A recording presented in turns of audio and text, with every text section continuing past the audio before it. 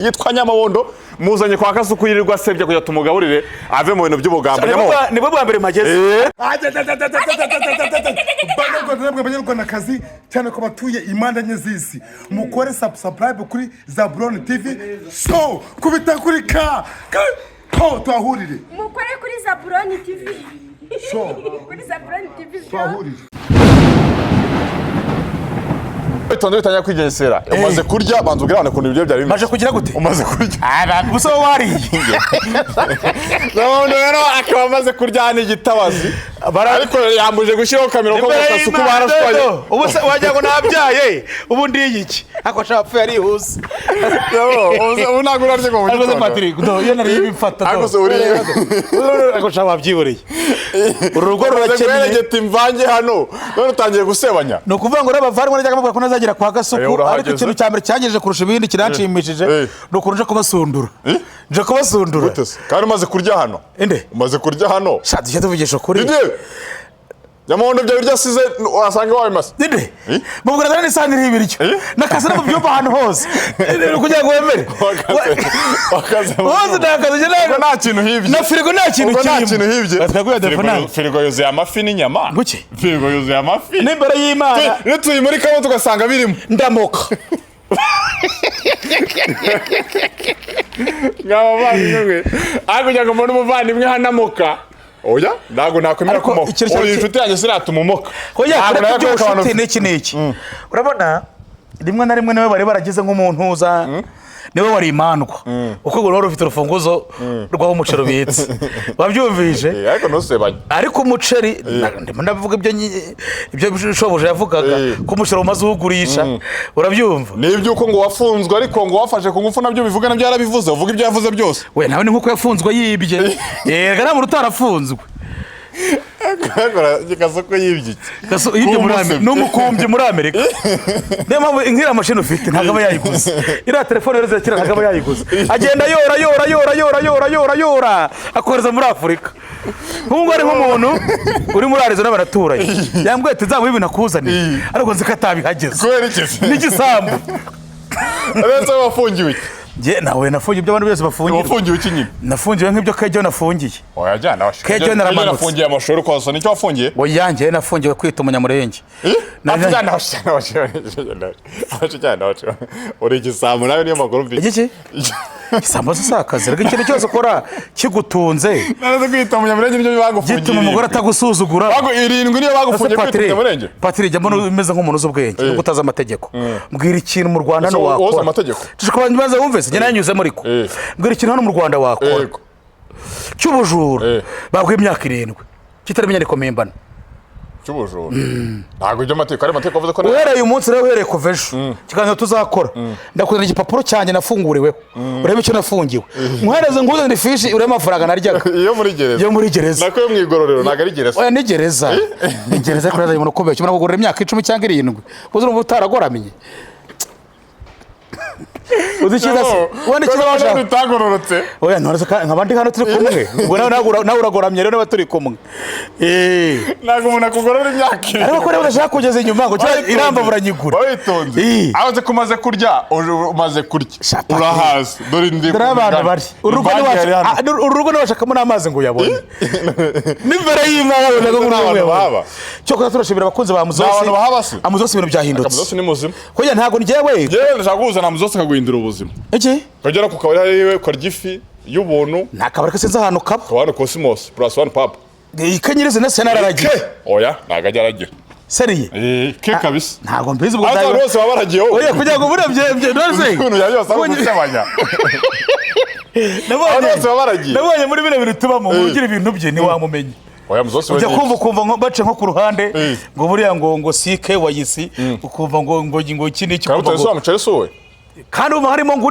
niba ari sike ukumva nyine biragize wakumva ngo niba ari rehab ngo nyagiso ukumva Jackson nibye Jackson nibye sabikora yareshya kuriya byaranyobeye rega byishyiramo n'inyurabwenge indecyo n'amafaranga bihuriye bijya kugendana bura niyo mpamvu abanga bakubwira ngo babasaba ko yafite burya gutunga amafaranga biva ku myaka 38 Iteko ryasangwe nandese. Hoya kugira ngo ube utangiye kuvuga ngo ngiye kubaka utarabisigiye n'ababyeyi nka gutya wishakiza urabona ko nawe warushye uva ahantu habi wabyumvise Njye mbano yes. uzabaza Mbano yes pe. Abo ni kwa kuntu umuntu avuga ati ngewe reka nishake. Niba taro kwa ngofero bantera amabuye. Shawe ya pe.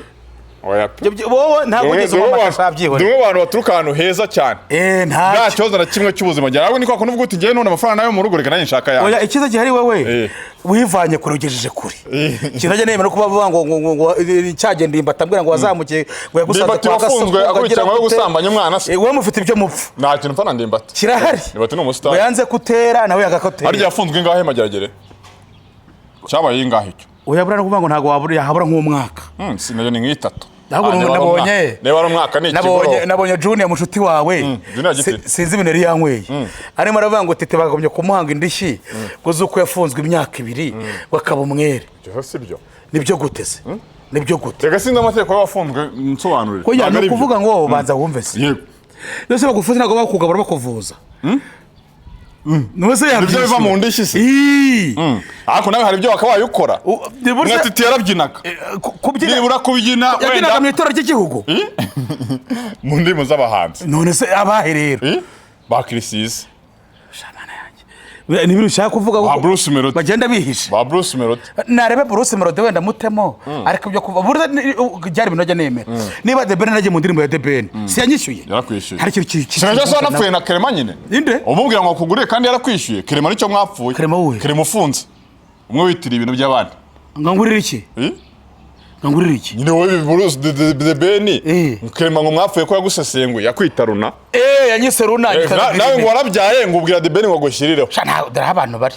Rose yabikuye. Oya no kuvuga ngo nayinda nawe. Niba no ngo nabona gazo ubwenge ari muremure yambaye marinete. Ingiza amahirwe mbona ukikora mu maye. Byarakunejeje kwa Clement afunze. Oya ahubwo bari baratinze. Bura no kubona ari umuntu ari mu marinete tukajya gazo ubwenge. Ariko ntabwo. Ariko je abantu bajya bagata umunsi nawe wasubiyeyo. Inde? Uyu kuntu uri gutarama ku bantu. Oya ngiye umunsi nasubiyeyo nzaba naragwiyemeje. Ikintu cyaburi umunsi nasubiyeyo. Ntago mugore nzamusiga mu bukode. Uziko rojenje pfi. Azaji Kayonza. Uziko mfite imirimo yo guhinga. Wabyumvise? Wahawe n'umukire wanjye. Uyu mukire wazansigira irangi. Uri kuvuga tayi. Wahawe n'imirima se. Tayi nawe yampaye imirima none n'undevuga wanjye yaje neyiguriye ku giti cyane. Wabyumvise? Ariko kujya mwarongeye ukiwa kabisa. Uyu mwanya ubikuye bibiri. Tujye tuvugisha ukuri. Ubu amafaranga mpaye ejo bundi. Ari byo yakaje buraya yakaje yarampamagaye turahura turaganira. Turi twenyine. Arambwa twajya atasinze. Arambwa twajya kuvuga ngo ndi ikigoryi bikambabaza. Ati riko byasanze ari we muntu wa mbere uzubwajye utubwiza ukuri. Ati reba ngubu tubanza bumve ahitambwa ati reba ngubu ngore 80. Ejo yarakoreye. Turi kumwungiye kwita nigira mu ndaya nyamari. Ntabwo ase wafashe 80 ukazijyana kuri sako. Ahamwe ati niyo yabari kuri sako n'ubundi. Ndayasanga. Bandi mo ndayabarira.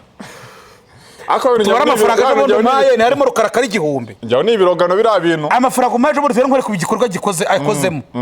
Kano kabaruragiye. No kugira ngo amafaranga de bene yabaye. Kano kabaruragiye se niko wese ukoresha. Ni botike ntago ari akabari. Ariko urayiragiye. Akabari gafite bamuzose. Nako ntago ndabyeba kuko narabibona. Geremera nabo. Ubyemera wari yifi y'ubuntu. Oyi cyane. None se akabari iyo botike yawe uragiye. Umuntu wadukubisa akasamake kangana n'urwara sha. Akayise. Hari harimo twagiye. Nze sinayishyuye. Warishyuye se? Nayishyuye nyine so yo mubivuga. Sari. Nayishyuye. Mwereke se message nayishyuye. Nayishyuye 23. Ariko ntacyo n'ubundi yaragarutse. Ubu yaminota yanyuzemo. Yanyuzemo. Yaragarutse. Yego nayishyuye. Kwa muzosi ho urahari gifi y'ubuntu. Kwa muzosi urahari gifi y'ubuntu. Ndamoka. Ndamoka. Ese yo bimokere yawe. Oya ariko tete tuvugisha ukuri. Ubundi se yakamamugiriye inama tutarahava. Oya ntabwo barasaba bagirwa inama. Kandi bagira inama ntago nabayobora. Bagira ngo bahora bari hasi. Ushimishwa no gukomeza akabigora iki. Cyane. Urumva ko nta mutima nawe ufite. Oya ntuzi ubundi waba ushaka amafaranga ukagira umutima. Ushaka amafaranga ukagira umutima. Ngeze ko ngugira kandi nyashaka. Oya nta kugeza kuri ndimba tuvuze ibingana iki. Ndimba tuvuze ibiki. Ndimba ariko ko mvuze ko yafunzwe ndamubeshye. Ariko yabaye umwere. Nanjye mvuze ngo warukurikiye nko gusambanya umwana tuvuye. Ubu noneho rero aranaragiye. Aragiye byose, aragiye cyane aragiye akabari. Oya kakabari byavuyemo. Abasigacuruza pièce mu gasyata. Nizo aragiye. Hari umuntu usigaye bivana Dubai akabima akabicuruza. Kandi uno umustar. Oya pièce wanasonze. Ukoroka mwe ntabwo ukora ukajya ushobora kumenya iminsi 3 nta muntu uragura. N'ukwezi. Kandi umustar. Yanda yashize yaramwega rimara ry'ibinini. Rimara ry'ibinini binanura. Rero naza mubwiye ngo amakazi nanjye. Wayo mubwira muhamagara zo mukoresha. Nta kubita birindwi. oya ntabwo yabyemera wenda waryo nayarenze se 10 wayiyari 10 nayo namo uriya se zavamo oya kubera ko uriya nta views 10 zavamo none nuko wenda yanyuze muri cinema agatumufasha nka supporting uruganda ariko so uriya singa ko sokoresha kayusi cyangwa pisi nyamunini oya urawe ni uvuga n'urumogi ariko nabonye ugerayo uranyitakana ngo agira ngo views ndimbate kandi ariwe wambwiye ko atazigira nanjye nagenzura nkabona nazo cyane irenda gufunga niwo yizuye cano yese imwe yaragiye niyo kwa mugabo wa Gasaro oya reka no kuvuga ngo rimwe na rimwe urangiye namgira n'amahirwe urazi ko ari kurirwa n'abantu bo hanze benshi baba diaspora nuvuga ngo urara diaspora so kundira iki kwe kusebanya oya uraba diaspora bakunda umuntu ufite visage nk'iyanjye hari ngiye bandi bakaza bati ngo kugira ngo bajye mu birunga bakavuze ko tujye kwireberanya none bamagana kujya tumanuka mu birunga ayo mafaranga natuteye indege reka ingagi tuyirebere hafi none bigatuma rero nyine bankoma bese kiri ngware sana kimwe jya kamwana na nzofu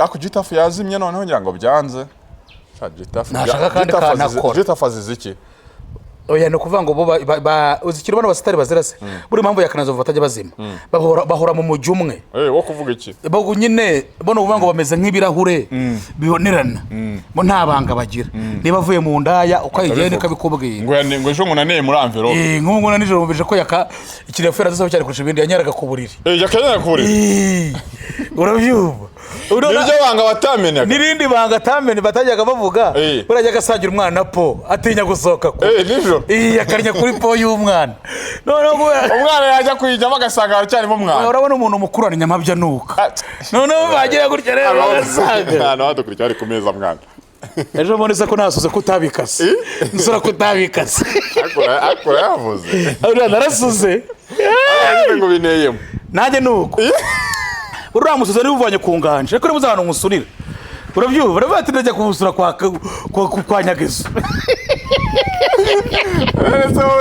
nawe numaze kuba nk'abo bahungu nusiga avuga byose kubera ariko hari ibintu utavuga wowe sinumva nk'amakuru yo mu rugo rwawe oya urugo rwanjye ni urugo rwawe ntazanye umuntu ukubeshya amakuru yo mu rugo rwawe ni amakuru aba yihariye ntabwo ari umuntu wese upfa kuyavuga kandi hari umuntu udafitanye ibibazo n'umugore cyangwa ni ukuvuga ngo buri mugore ukuntu bateye abagore mubana neza amezi 3 andi 3 mukaba mumeranye nabi muguruka umugore ni ukuvuga ngo ni wa muntu nk'ubu ngubu hari nk'ejo muri twita umwana izina naryo nk'amafaranga twakoresheje biri mu bintu byambabaje 180 sha bose usi igikorwa cyiza kwita umwana izina oya shaje ubyihorera twebwe se bajyaga twebwe baduhaga iki mbese icyo wabatumiye nyine no kubera umugore ariko ntago bizongera ongera kubyara uzamwitira oya azongera kubyara byara umuhungu natabyara umwana w'umuhungu ndajya kumushaka ahandi uko urabona ukoze ko akajyamo umubyeyi Imana nani yitanga abana nose Imana niyibyara ko mwajya mureka ibyo bintu Imana ni intererinda ntago Imana iri ibyara ujya no kutongera kubyara kwa ayo magambo uvuze Imana se kwihana ihana se Imana irabyara hari umuntu Imana yazobera yateye inda Imana ako niyo igufasha kugira ngo byare ntizongere kumfasha ko shabye bagiye mubere Imana ni ndongorera umugore dore mucoma yaje hano mucoma uriye wafunzwe yaje harava ku Imana ngo atayemera hoya aciye iminsi nk'ibiri numva ngo arimo hoya nose Patrick nkubaza nta bapasiteri bafungiyeyo majyagire se kisa bibihuha kuja bafite na lisansi yezemewe lisansi gana hari ingeri zose hari yabize hari abatarize hari yabagize gute hari yabagize gute kufunga ko umuntu igihe kiba cyageze no kuvanga Imana rero mwebwe ukuntu muyifata sizo ukuntu Imana muyifata bifata nk'ikigirwa Imana cyangwa iki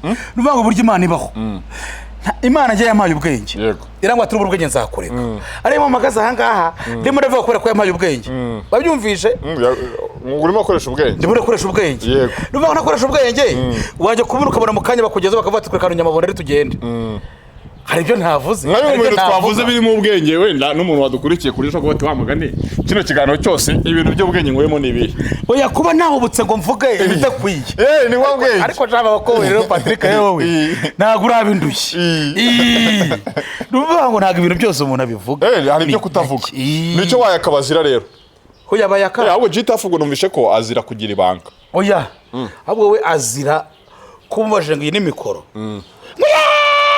ngo ni igare. ngo ni igare kandi ukuvuga sibyo mwamukundiye se oya kandi rimwe na rimwe buri abantu batureba nubwo badufata nk'injiji ariko byibura bavuga ati nibura ushyiramo akenge gake ujanishe kuko abantu batureba ntago babuze ibintu byiza bareba by'abantu bazi ubwo kuki baza kureba ibisi bagiye babireka ngibi turabaruhura urimo nawe hari icyo bamariye hari icyo mbamariye ntago bakureba kubera impuhwe uyu hari icyo mbamariye nyine yego yes none Jetafro ntago baruhura ahubwo none nabongera stress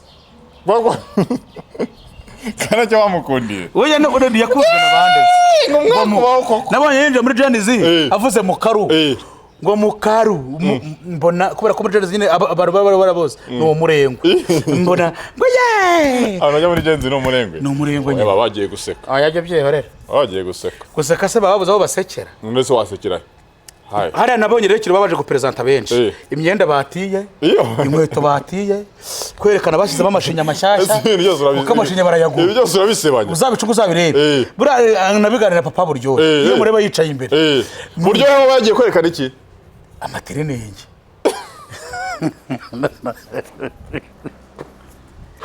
ese buryohe nta n'imyenda ryambara oya imyenda arayegera papa buryohe buri kintu mukundira nanyesipira no kumuhamagara nakwigira ukajya kwirira oya nkajya no gukora no kwirira ariko uba utariye se ntabwo wavuye utariye Jetafro bize ko rero aba diaspora uwa barabananiza mu mutwe none se ko bamukunze bamukundiye iki baramukunze yahoraho nta muntu uhoraho nangahe byikize aya mafaranga nyamuntu kuyarya nabyo kugira ngo bisaba gitanze oya have reka nzi amafaranga magusanga ndaje amafaranga yo kuyarya bisaba gitanze ngira ngo oya fiye tuvuye no sirangiye igikombe kigura 5 muri 18 igikombe cya 5 kirangiye se kibaho ibibaho uzi ko kirangiye kera oya byo byiba ahubwo ni bimwe bisibamo oya tumwe dutoya none se muri inzu ni yanjye niba musiga ibirangiye bibisi nanze kubibwira nyine kujya gatanyo ngeze iyo vuye ngo nagusigire ahita yongeraho vene irangiye none ugiye kubita mu bya birangiye bimwe bakora by'amafuta ntabwo ari ryarangiye bose ntabwo ari ry'amavuta ugiye gusiga ndirasigwa n'abantu bangahe sese njye wajyagize nkarisiga firi Kayonza ari umuntu wapfa kurisiga muri Kayonza se n'abandi barisize oya ni nanjye umuntu wenyine wikite yozanye amazi mu gipangu mu rugo iwanjye muri iyo karitsiye nta wundi muntu uri yafite amazi birahenze cyakora yabonye wakishongora oya n'ubundi nsinya afite se noneho twerekeza hano inyuma tugeyeyo urumva twereke abantu ngo ibintu bimeze bite reka